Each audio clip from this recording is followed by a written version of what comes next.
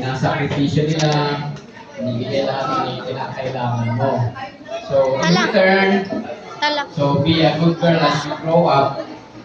Tapos, ipakita mo rin na love mo rin si Mama April at saka si Papa Nel. So, I have seen you because kapitbahay lang tayo sa Kalingamasan. Nakita ko yung paglaki mo. So, you change a lot. Masyado kang magaling kumanta. And then, madaldal man, kagaya ni Papa Arnel. Pero, masayahin. Noon, maliit ka, 3 years old, very aloof ka sa akin. May kasama kasi nasa Dubai ngayon, si Dan. Si Dan ang mas malapit sa akin noon, 3 years old ka.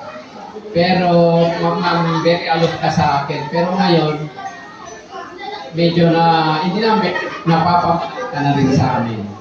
So, Tala, obey your parents, be a good girl, and then the Lord will bless you. Okay. Happy birthday, Tala!